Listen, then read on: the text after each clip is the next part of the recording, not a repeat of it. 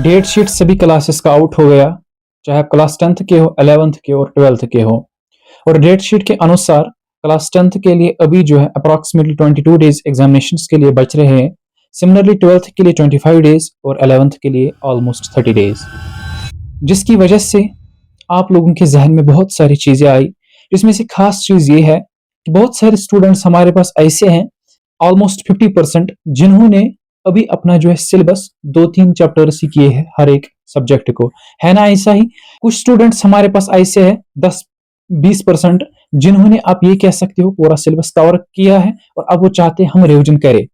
और हाँ, 10-20% ऐसे भी है जिन्होंने आधा तो किया कंप्लीट, अब उनका सिलेबस कंप्लीट होने वाला है, लेकिन उन्होंने भी रिवाइज नहीं किया।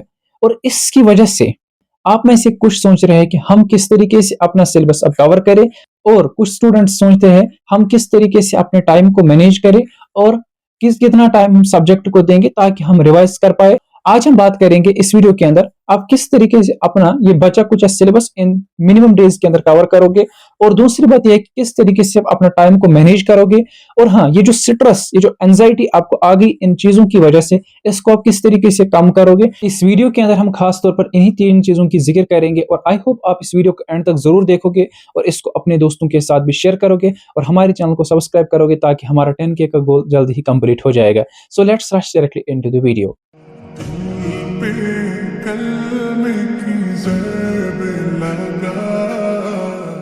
अस्सलामुअलैकुम। जो सबसे पहली बात हम इस वीडियो के अंदर करेंगे वो यही रहेगी कि आप किस तरीके से अपना ये बचा कुचा सिलेबस कवर करोगे। मैं आपको बता दूंगा, यहाँ पे हमारे पास 2 कैटेगरीज ऑफ स्टूडेंट्स आते हैं। एक हमारे पास वो कैटेगरी ऑफ स्टूडेंट्स जिनके पास नोट्स अवेलेबल है, अच्छे से उन्होंने पूरे साल लेक्चर्स दिए हैं और या किसी टीचर से उन्होंने नोट्स लिए हैं, वो किस तरीके से अपना सिलेबस इन 20 डेज के अंदर खत्म करेंगे। आपके लिए जो बेस्ट ऑप्शन है वो यहाँ पे ये है कि आप सबसे पहले इंपॉर्टेंट क्वेश्चंस को जो है कवर कर लीजिए।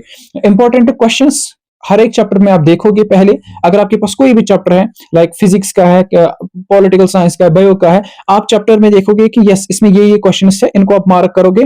मार्क करने के बाद इन क्वेश्चंस को आप बड़े अच्छे तरीके से पढ़ोगे, यूं ही नहीं ऊपर ऊपर से ही पढ़ोगे, अच्छे तरीके से इन क्वेश्चंस को पढ़ोगे।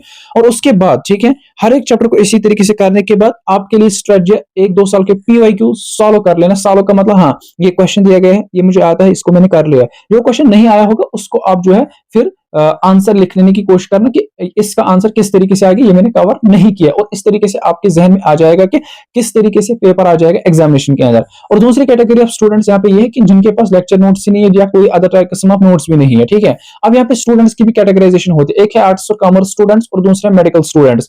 और जो हमारे पास आर्ट्स कॉमर्स स्टूडेंट्स है, मैं आपको सिंपली कहूंगा, जो अपना टीचर है, आपको जिसके पास आपने पढ़ा है, या कोई अगर और टीचर है उसके नोट्स ले आओ, पॉलिटिकल साइंस हिस्ट्री में आपने लाए भी होंगे वैसे, तो उन क्वेश्चंस को जो है उन पे इंपॉर्टेंट क्वेश्चंस को जो मार्क कर लीजिए, ठीक है, चैप्टर वाइज, और उन क्वेश्चंस को रट लो, अच्छे से समझो, पढ़ लो, ठीक है। और उसके बाद अगर आपको भी टाइम बचता है तो 1-2 साल के PYQ यहाँ पे सॉल्व कर लेना। लेकिन जो हमारे पास मेड और नॉन मेड स्टूडेंट्स हैं, आप अब बोलोगे कि यहाँ से सीरीज चल रही है बोर्ड्स की, क्या हम वन शॉट से अपना सिलेबस कवर करेंगे? हाँ, आप अपना सिलेबस कवर कर सकते हो। और दूसरा है आपके पास वो है यही स्ट्रेटजी कि आप इंपॉर्टेंट क्वेश्चन से कर लोगे, लेकिन मसला यहाँ पे एक, अगर वन शॉट से करोगे मेरे हिसाब से आपको टाइम थोड़ा ज्यादा लगेगा, ठीक है। तो जिसकी वजह से आप एक काम कर लीजिए, आप जो है अपने लेक्चर नोट्स के हिस्से अवेलेबल करिए। अगर आपके पास नोट्स नहीं है फिजिक्स केमिस्ट्री बायो के अंदर, मैं आपके नोट्स जो है प्रोवाइड करूंगा ग्रुप्स के अंदर, ठीक है, और इंपॉर्टेंट क्वेश्चंस भी प्रोवाइड करूंगा जो लिंक होंगे उन्हीं नोट्स के साथ। उन क्वेश्चंस को आप कर लीजिए, अच्छे से समझ लीजिए, और उसके बाद जो है 1-2 साल के PYQs कर लोगे। जब आप एक चैप्टर को खत्म करोगे, उसके बाद जब आप दूसरे चैप्टर को पढ़ोगे, जब आप उसके क्वेश्चंस खत्म करोगे, फिर पहले चैप्टर और ये जो चैप्टर आपने कवर किया, इन दो को एक साथ जो है रिवाइज करना, यानी कि जब तक आप पूरा सब्जेक्ट खत्म करोगे तब तक आप यहाँ पीछे पीछे से सबको जो है रिवाइज करोगे। मुझे पता है आपको मेरी बात समझ नहीं आती है, ठीक है, क्योंकि आपका जहन ये कह रहा है कि क्या ये पॉसिबल है कि मैं इस कम टाइम के अंदर जो है इतना जो है स्कोर कर पाऊं ताकि मैं सेटिस्फाई हो जाऊंगा, ठीक है। तो मैं आपको सिंपल भाषा के अंदर समझाऊंगा। डियर, आपको परेशान होने की जरूरत नहीं है। जेके बॉस के पेपर्स इतने टफ भी नहीं होते या इतने खतरनाक नहीं होते कि आपसे नहीं हो पाएगा, ठीक है।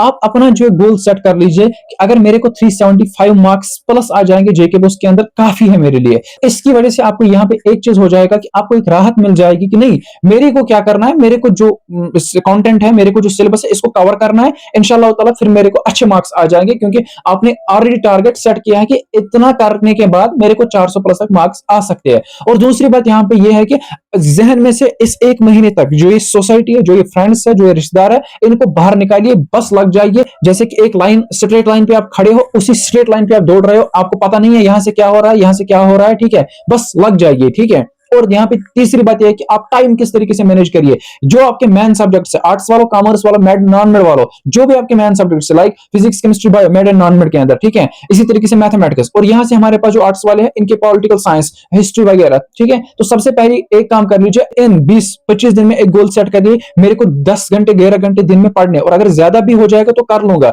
और क्या कर लूंगा, सबसे पहले मैं उस सब्जेक्ट को टाइम दूंगा, लाइक पॉलिटिकल साइंस को आप सुबह 4 घंटे दीजिए, ठीक है। यहाँ से फिजिक्स को आप 4 घंटे दीजिए, उसके बाद दूसरे सब्जेक्ट को 2-3 घंटे दीजिए, एक और सब्जेक्ट को 1-2 घंटे दीजिए, और शाम के बाद जो टाइम बचता है आपका, ठीक है, उसमें जो पहले 10-15 दिन तक आप 1-1 घंटा हर दिन इंग्लिश को दीजिए, और बाकी 15 दिन में आप जो है फिर 1-1 घंटा जो ये बाकी additional subjects like physical education, EVS, information practice को दीजिए, ठीक है। इस तरीके से आप अपना टाइम मैनेज करने की कोशिश करिए। और हाँ, यहाँ पे आपको मसला है कि आप नहीं पढ़ पा रहे हो, आप फोन चला रहे हो, आपको डिस्ट्रैक्शन है, हाँ, आप अपना टाइम जो है जहां पे आप जाया कर रहे हो उस टाइम को कम कर लीजिए, ठीक है, और उस टाइम को सही से यूटिलाइज करिए, यानी कि जो आप टाइम वेस्ट कर रहे हो उसको बचाइए और इन स्टडीज पे लगा दीजिए।